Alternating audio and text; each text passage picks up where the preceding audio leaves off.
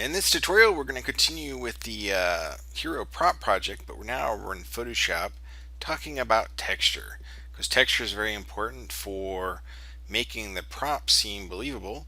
And I'm in Photoshop here, and if I go to image size, you'll see here I'm at 1024 by 1024 pixels at 300 resolution. This is called a 1K texture, essentially.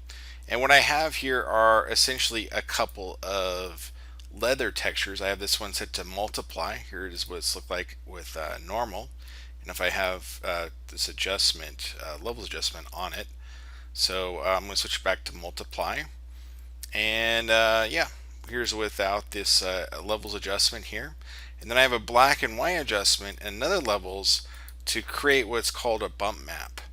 And I've essentially saved out those two different maps already and brought them into the sources images files. So it's very important to know how this works in terms of where to access things. But if you go to your Maya projects, depending on what kind of project you have it called, mine is just the default project, there's a folder called source images, and that's where you would want to put in your essentially your textures.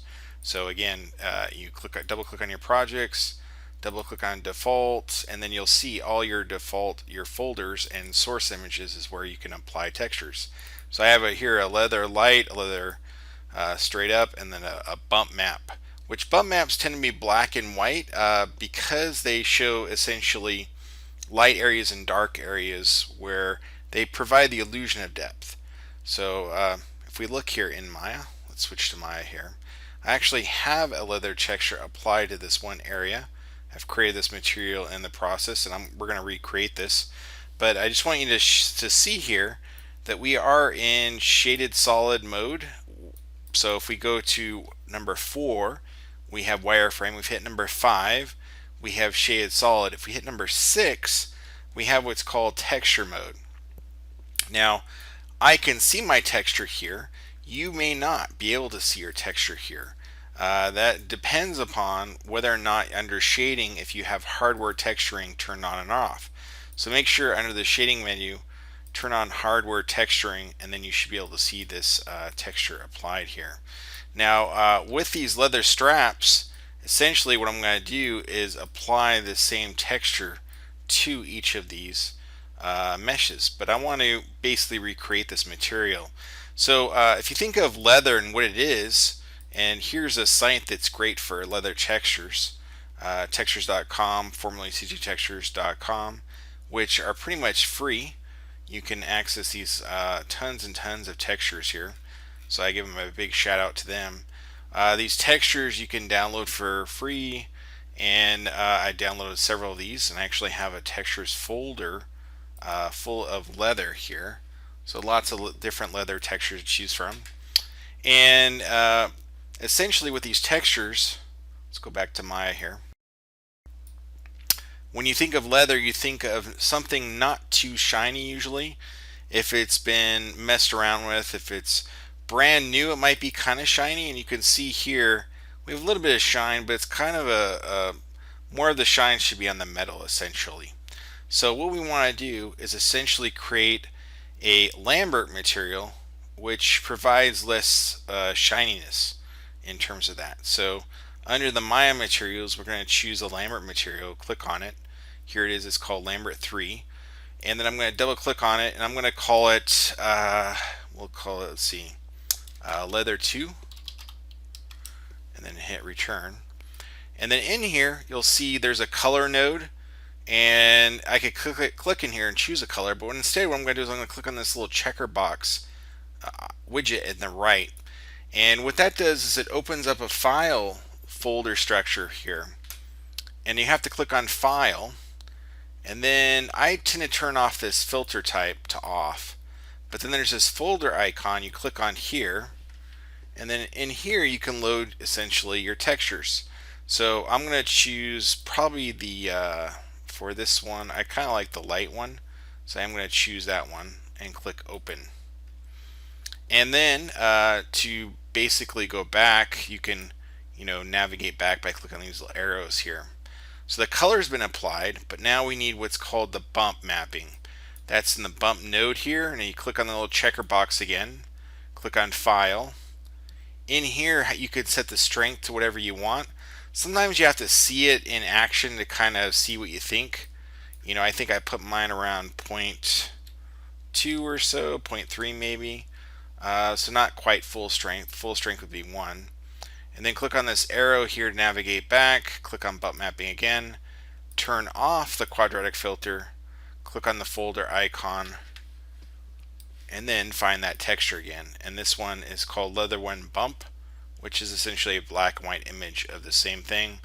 But there's stronger highlights and stronger shadows, and click open. So now we have this texture in here. We're going to back up here quite a bit. Now we need to apply this leather 2 to something. So let's click on this area here, and let's go ahead and right click and assign material selection. Now as I click out here, you might think, oh, that looks pretty much the same. But if you look closely, the texturing is not the same. There's some issues here. The issues happen to do with what's called UV mapping, and if we open up our UV editor by clicking on the little checkered widget here, which I have in my hotkeys, but you can go to Windows, Modeling Editors, UV Texture Editor right here.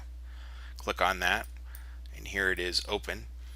You'll see that this is basically originally a cube, and this is no longer a cube, this form here.